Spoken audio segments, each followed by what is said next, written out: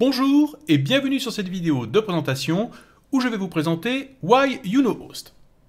Oui, ça se prononce comme ça se prononce Why-You-Know-Host parce qu'en fait, c'est une compression qui veut dire « pourquoi t'héberges pas ». En fait, ça pose la question, mais enfin, pourquoi il y a tant d'outils à votre disposition et que vous ne vous hébergez pas vous-même et que vous faites appel à des services extérieurs comme ceux des GAFAM. Dans les vidéos que j'ai fait sur ma chaîne, vous avez remarqué qu'à chaque fois que l'on veut installer un service comme Nextcloud ou autre, ou par exemple un serveur d'email ou d'autres services, eh bien nous avons des tas de lignes de commande à taper pour installer, toute une procédure d'installation qui peut être assez longue et compliquée.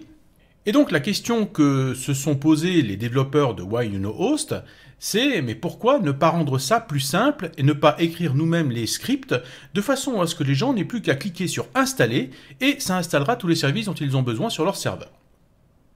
Et il faut bien le reconnaître, l'idée est géniale puisque vous allez voir que Why-You-Know-Host est un système d'exploitation qui est basé sur Debian 10 et qui met à votre disposition une multitude de services que peut-être vous connaissez déjà, mais aussi qui va vous permettre peut-être de découvrir des nouveaux services que vous ne connaissiez pas et que vous allez pouvoir tester en utilisant Why-You-Know-Host. Alors commençons par visiter leur site internet et nous allons aller dans la partie installer.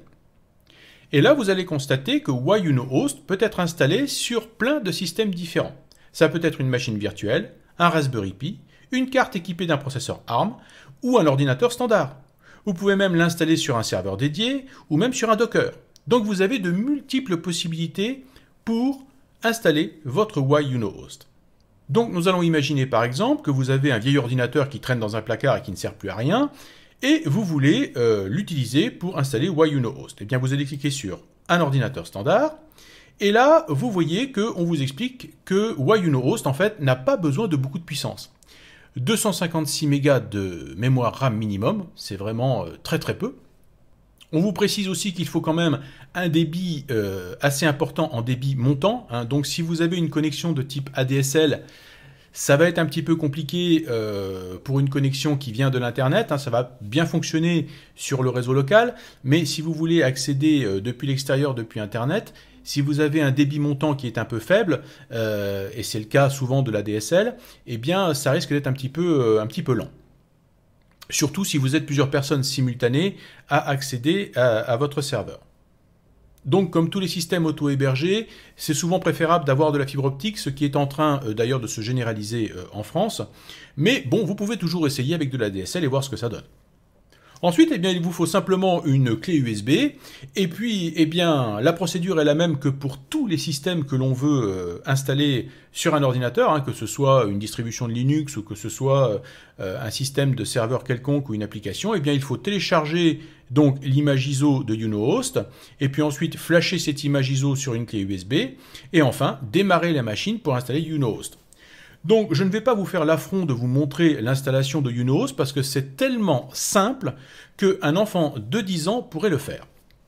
Si vous avez déjà installé un Debian sur une machine, eh bien vous n'allez pas être dépaysé puisque la procédure d'installation est quasiment identique et elle est même plus simple puisqu'il y a des étapes en moins. Donc vraiment rien de très compliqué.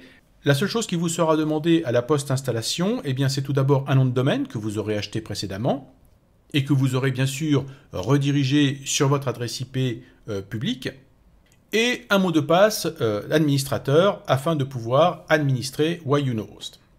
Une fois que vous avez procédé à la post-installation, vous avez juste à redémarrer votre machine et vous verrez s'afficher à l'écran l'adresse IP de votre machine. Ce qui vous permettra d'accéder localement déjà à votre interface de Why-You-Know-Host simplement en tapant l'adresse IP de cette machine dans votre navigateur internet et pouvoir facilement l'administrer en local. Donc il n'y a vraiment rien de très technique à l'installation de Why-You-Know-Host, c'est d'une simplicité enfantine. C'est justement l'objectif que veut atteindre Why-You-Know-Host, c'est de rendre très simple l'installation de services hébergés chez vous. Alors ce qui est formidable sur le site de Why-You-Know-Host, c'est que vous avez également une partie qui vous permet d'essayer Why-You-Know-Host avant même de l'installer. Et donc, vous avez la partie interface utilisateur et la partie interface d'administration. Donc, nous allons commencer par aller regarder cette interface d'administration. Et vous allez voir que là encore, c'est d'une simplicité enfantine. Donc, on tape le mot de passe, on clique sur connexion, et voilà. Donc vous voyez qu'il y a très peu de menus dans cette interface d'administration. Le premier menu, c'est utilisateur. Donc si par exemple vous avez installé Whyunohost chez vous, eh bien vous pouvez mettre les membres de votre famille. Si c'est dans votre entreprise, eh bien sûr vos collègues. Et puis également, si c'est dans une association, eh bien les membres de votre association qui auront besoin d'accéder au service de Whyunohost.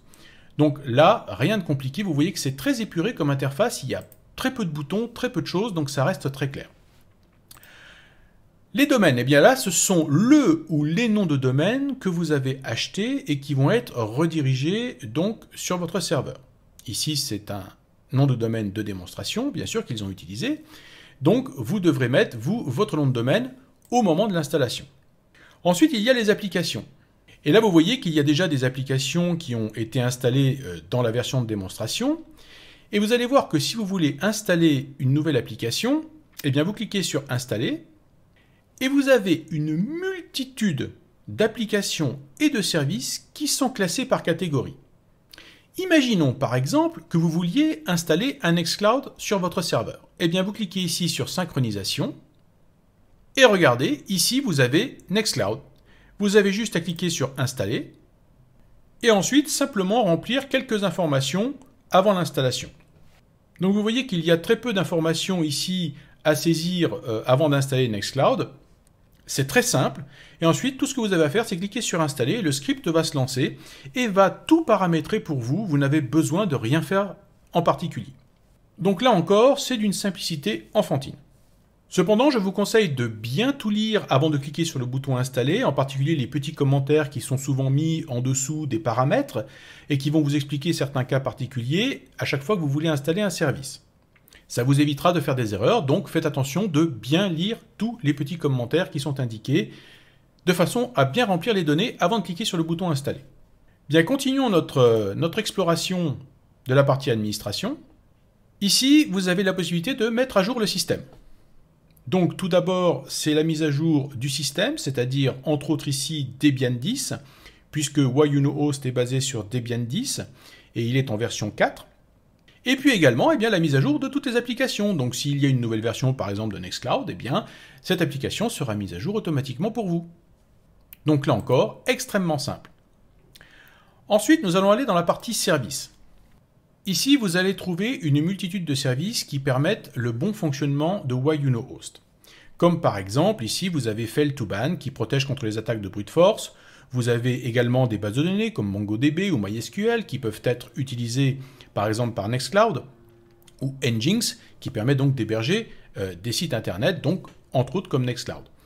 Donc ici, si jamais un service venait à avoir un problème, ce qui est le cas par exemple de celui-ci, eh bien vous pouvez le voir tout de suite et voir qu'il y a un problème. Alors vous pouvez soit redémarrer ce service, ou alors peut-être essayer de le dépanner d'une autre façon. Vous avez également par exemple le service SSH qui vous permet donc d'accéder à votre serveur en utilisant SSH. Donc là aussi c'est très pratique parce que vous pouvez voir ce qui pose problème et puis éventuellement dépanner un service qui a un problème. Nous allons aller maintenant dans la partie outils. Dans la partie outils, vous avez les journaux, qui sont des journaux classiques qui permettent donc de voir quels sont les différents événements qui se sont produits sur votre serveur. Une migration possible également si vous voulez migrer votre serveur Whyunohost sur une autre machine.